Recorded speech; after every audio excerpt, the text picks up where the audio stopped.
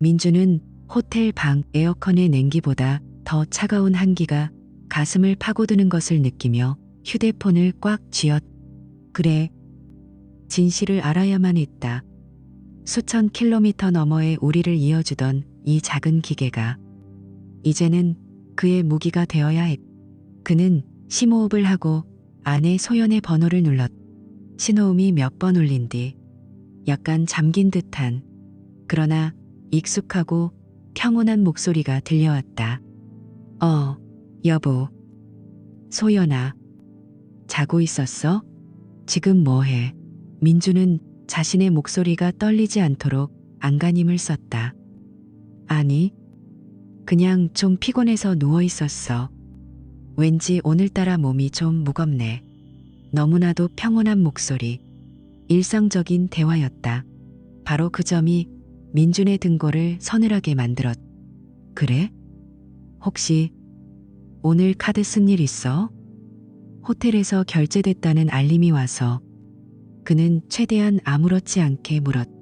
수화기 너머로 짧은 정적이 흘렀. 그리고 이내 소연의 가벼운 웃음소리가 들렸. 호텔? 내가? 여보. 무슨 소리야. 나 오늘 집 밖에 한 발짝도 안 나갔는데. 카드사 오류인가 봐.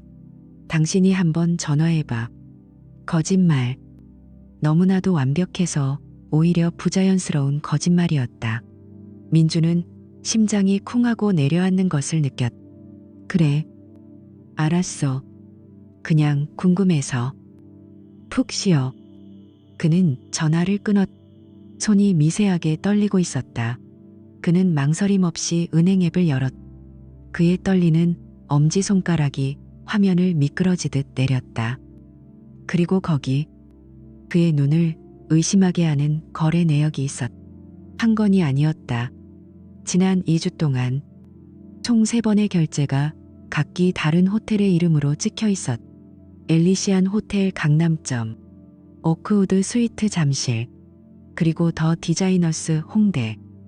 모든 결제는 똑같은 패턴을 보였다. 평일 오후 2시에서 5시 사이. 회사를 다녀야 할 아내가, 몸이 피곤하다던 아내가 있을 리 없는 시간과 장소였. 왜 장소가 전부 다를까? 그 남자가 그토록 조심성이 많은 인간인가?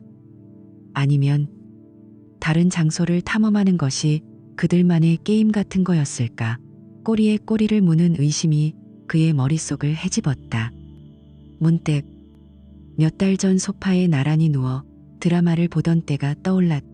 극중 인물이 낮 시간에 호텔에 들어가는 장면을 보며 소연이 무심코 뱉었던 말이 그의 귓가에 되살아났.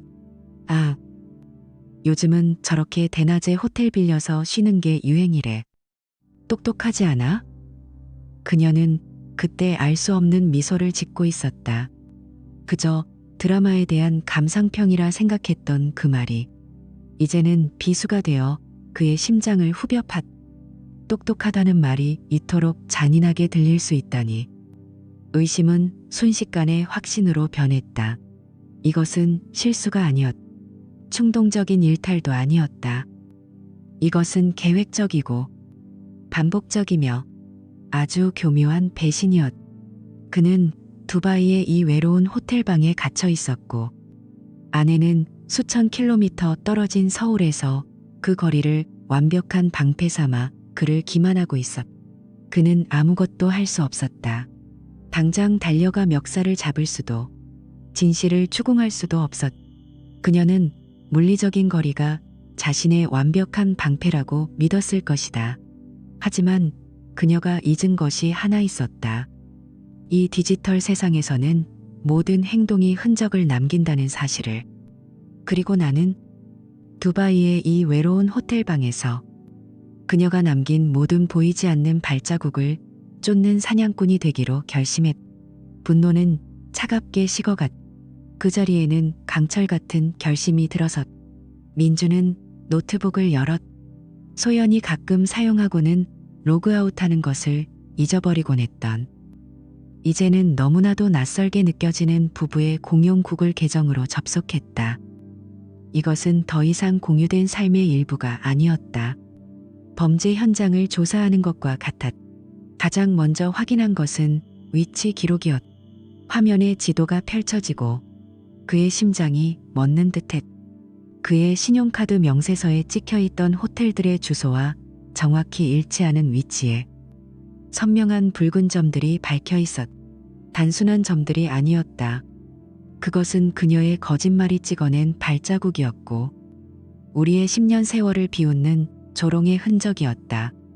추상적인 글자들의 나열이었던 배신이 이제는 눈앞에 펼쳐진 지도가 되어 그의 눈을 찔렀. 그녀는 거기에 있었. 명백하게. 그는 더 깊이 파고들었. 크롬 브라우저의 검색 기록.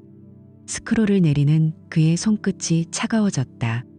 목록은 그의 기대를 조금도 벗어나지 않았.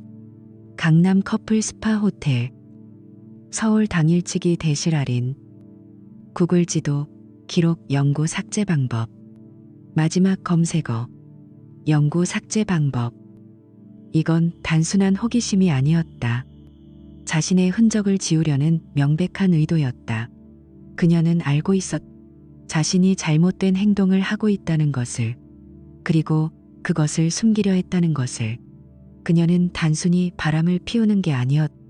어떻게 하면 더 완벽하게 나를 속일 수 있는지 공부하고 있었던 것이다.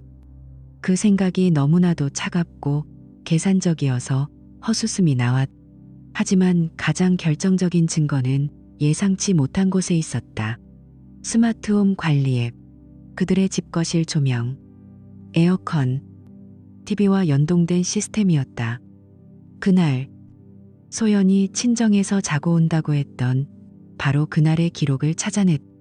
오후 7시 12분 거실 조명 OF 앱 음성 명령으로 실행됨. H.U. 그녀는 그 시간에 집에 없어야 했. 더군다나 음성 명령이라니 누군가 그의 집에 그녀와 함께 있었다는 뜻이었. 바로 그때 민준의 눈에 또 다른 기록이 들어왔. 심장을 얼어붙게 만드는 한 줄이었. 세 기기 연결됨. 블루투스 스피커 J-사운드 X7. 얼미. 그들의 집에는 없는 기기였. 한 번도 본 적 없는 이름. 민주는 무의식적으로 J-사운드 X7을 검색했다. 인터넷 쇼핑몰에 수두룩하게 널린 저렴한 휴대용 스피커였다. 일회용품처럼 가볍게 사서 쓸 수 있는 물건. 낯선 남자의 물건이 그들의 가장 사적인 공간인 집에 버젓이 자신의 존재를 기록으로 남겨놓은 것이다. 그들의 신성한 공간을 더럽힌 대가가 고작 이런 싸구려 기기 하나라니. 모욕감의 피가 거꾸로 솟았다. 이제 그들의 집은 더 이상 안식처가 아니었. 더럽혀진 공간일 뿐이었다. 이쯤 되자 분노는 감각을 잃고 차가운 이성만이 남았. 그는 더 이상 주저하지 않았.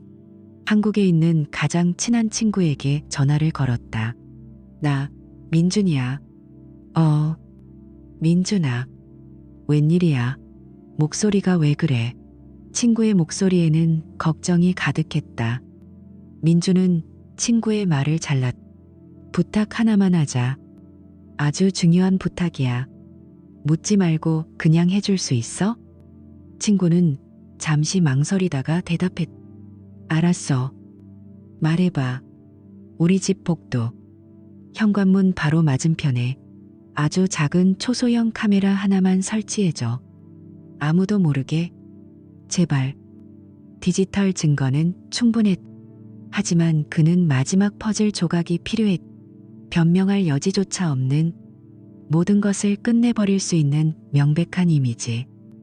이제 디지털 세상에서의 사냥은 끝났다. 현실의 증거를 포착할 덫이노였. 며칠 뒤 그의 휴대폰으로 짧은 영상 파일 하나가 도착했. 민주는 재생 버튼을 누르기 전 잠시 숨을 멈췄다. 화면이 밝아지고 그의 세상은 두 번째로 무너져 내렸. 이번에는 너무나도 생생하고 부인할 수 없는 현실이었.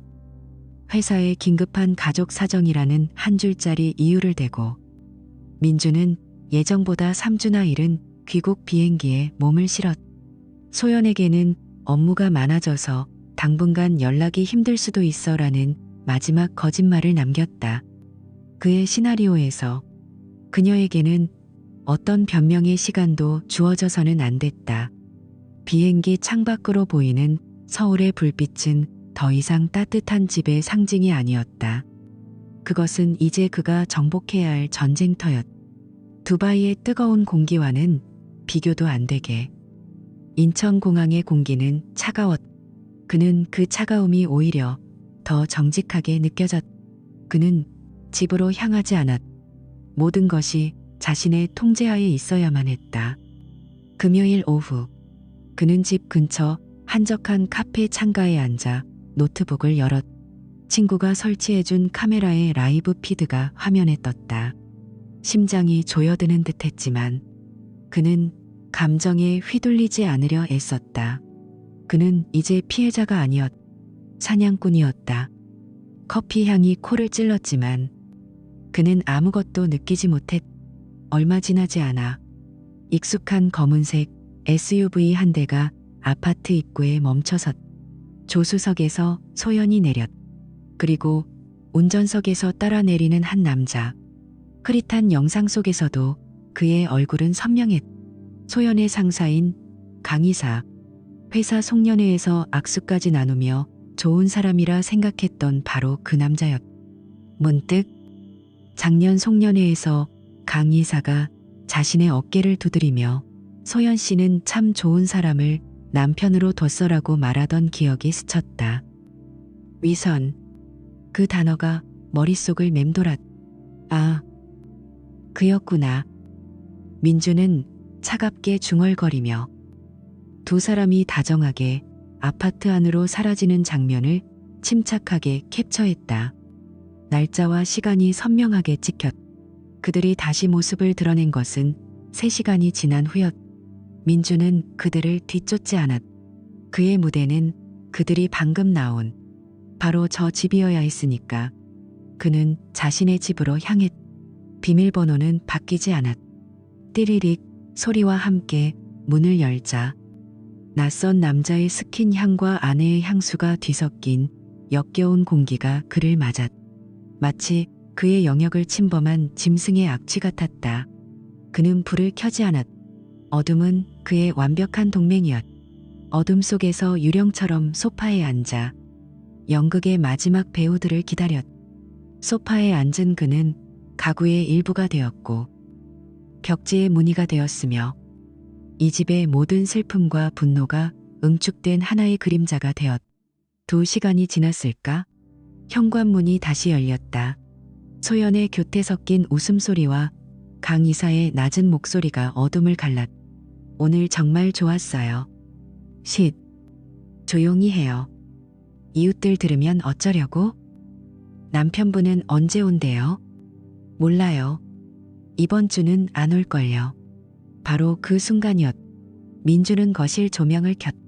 나 이번 주에 왔는데. 찰칵. 스위치 소리와 함께 세상의 모든 소리가 멎었다. 순간의 정적. 소연은 비명을 지르는 대신 숨을 들이켜는 것으로 경악을 표현했다. 강 이사는 본능적으로 뒷걸음질 쳤다. 공포에 질린 두 사람의 얼굴이 조명 아래 하얗게 질려 있었다. 민주는 아무 말도 하지 않았다. 그저 얼음처럼 차가운 시선으로 두 사람을 번갈아 훑을 뿐이었다. 그 침묵이 어떤 비명보다도 더 무서웠고 그들의 죄를 더욱 선명하게 드러냈다. 소연의 입술이 파르르 떨렸고 강 이사는 애써 태어난 척 시선을 피했다. 민주는 그제야 얼음장처럼 차가운 목소리로 그러나 아주 조용히 말했다. 앉으시죠. 도망가셔도 소용없습니다. 이 아파트 복도 CCTV에는 두 분의 모습이 아주 선명하게 남아있으니까요. 그의 손에는 두바이에서부터 준비한 증거 서류 봉투가 들려있었다. 강 이사는 침을 꿀꺽 삼켰고 소연은 아무 말도 잊지 못했다. 연극은 이제 막을 내렸다. 환하게 켜진 조명 아래 남은 것은 잔혹한 현실뿐이었다. 그는 테이블 위로 봉투를 던졌다. 서류들이 흩어지며 그들의 발 앞에 떨어졌다. 이건 상관자 소송 예고장입니다. 아내와는 이혼 소송이 이미 접수됐고 앞으로는 변호사를 통해서 두 분 모두에게 연락이 갈 겁니다. 그날 밤 민주는 뒤도 돌아보지 않고 자신의 집을 나왔. 감정의 언어는 끝났. 이제부터는 오직 법의 언어로만 대화할 차례였다. 그는 전화번호를 바꾸고 모든 SNS와 메신저를 차단했다. 세상과 단절된 섬이 되는 것을 선택했다. 모든 연락은 변호사를 통해서만 이루어졌다. 예상대로 며칠 지나지 않아 강 이사의 변호사로부터 연락이 왔다. 중후한 목소리의 변호사는 가정과 명예, 그리고 사회적 지위 같은 단어들을 능숙하게 사용하며 합의를 종용했다. 강 이사에게도 가정이 있습니다. 일이 커지면 모든 것을 잃게 됩니다. 의뢰인께서도 원만하게 해결하시길 바라실 겁니다. 민주는 수화기를 통해 들려오는 말에 차갑게 답했다. 그 사람이 제 집에 있었을 때 제 가정과 제 명예는 어디에 있었습니까? 선택에는 대가가 따르는 법입니다. 변호사님, 그는 더 이상 듣지 않고 전화를 끊었다. 합의는 없었다. 오직 심판만이 있을 뿐이었다. 민준이 자신의 변호사에게 넘긴 증거 자료는 완벽 그 자체였다. 수십 장의 카드 결제 내역, 위치 기록과 통화 기록을 대조한 타임라인, 현관 앞 CCTV 영상, 스마트홈 로그 기록, 그리고 그날 밤의 대화가 담긴 녹음 파일까지. 변호사는 서류를 검토한 뒤 확신의 찬목소리로 말했다. 이건 재판이라고 할 것도 없겠습니다. 판사님도 서류만 보고 바로 결정 내리실 겁니다. 법원의 판결은 변호사의 말대로 신속하고 단호했다. 이혼 소송은 소연의 유책 100%로 승소했으며 강 이사를 상대로 한 상간자 소송 역시 법정 최고한도의 위자료 배상 판결을 받아냈다. 그 후 폭풍은 거셌다. 소문은 회사의 삽시간에 퍼졌고 강 이사는 징계위원회를 거쳐 불명예스럽게 해고되었다. 설상가상으로 그의 아내 역시 이혼 소송을 제기했다. 어느 날 저녁 민주는 모르는 번호로 걸려온 전화를 받았다. 강 이사의 아내였다. 그녀는 분노의 찬 목소리로 그를 완전히 무너뜨릴 수 있게 함께 복수하자고 제안했다. 하지만 민주는 정중히 거절했다. 제 정의는 이미 법정에서 이루어졌습니다. 그 이상의 복수는 제 몫이 아닙니다. 그는 혼돈이 아닌 질서를 원했다. 소연 역시 모든 것을 잃었다. 직장에서 해고당했고 주변 친구들마저 모두 등을 돌렸다. 완전히 고립된 그녀에게서 마지막 이메일 한 통이 도착했다.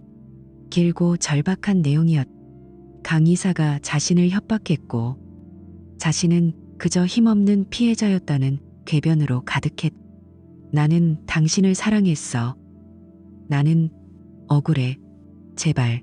구차한 변명들이 화면을 채웠지만 민준의 마음은 조금도 움직이지 않았다.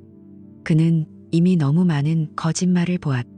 그는 망설임 없이 삭제 버튼을 눌렀다. 며칠 뒤 이삿짐을 정리하던 그는 지갑 속 낡은 사진 한 장을 발견했다. 10년 전 연애 시절에 찍었던 그와 소연의 웃는 모습. 사진의 한쪽 귀퉁이가 조금 찢어져 있었다. 마치 그들의 관계처럼 그는 그 사진을 잠시 바라보다가 아무 미련 없이 쓰레기통에 던져버렸다. 모든 법적 절차가 끝나고 그는 판결문 한 장을 손에 쥐었다. 승리의 증거였지만 전혀 기쁘지 않았다. 그 종이 한 장에 그의 10년이 요약되어 있었다.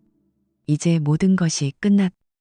정말로 남은 것은 텅 빈 마음과 이 잿더미 위에서 새로운 삶을 시작해야 한다는 막막한 현실뿐이었다. 그리고 2년의 시간이 흘렀다. 이제 민주는 제주시 애월의 작은 북카페 카운터 뒤에 서서 바다를 바라본다. 쌉쌀한 커피 향과 짭조름한 바다, 내음이 그의 유일한 약이었다. 서울에서의 삶을 정리하고 이곳에 내려온 첫 몇 달은 솔직히 지옥 그 자체였다.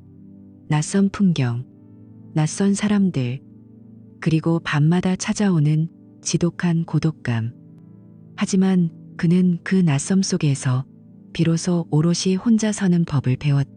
그의 삶에 조용한 변화가 찾아온 것은 반년쯤 지났을 때였다. 동네의 작은 그림 공방에서 한 여자를 만났다. 제주의 풍경을 그리는 화가인 그녀는 그의 과거를 묻지 않았다.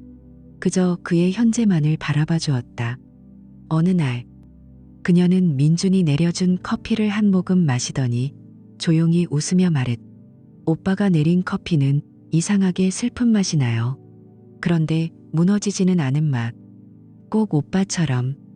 그 말 한마디에 민주는 얼어붙어 있던 마음에 한 구석이 녹아내리는 것을 느꼈다. 얼마 전 서울에서 친구가 내려와 소연과 강의사의 소식을 전해주었다. 두 사람 모두 오래가지 못했으며 소연은 직장도 잃고 혼자 초라하게 살고 있다고 했다. 그 말을 들었을 때 민준의 마음에는 어떤 파문도 일지 않았다. 분노도, 슬픔도, 심지어는 통쾌함조차도. 그저 그들 역시 자신이 만든 구덩이 안에서 살고 있을 뿐이라는 무미건조한 사실만이 남았다. 그는 진심으로 그들의 불행에 무관심했다.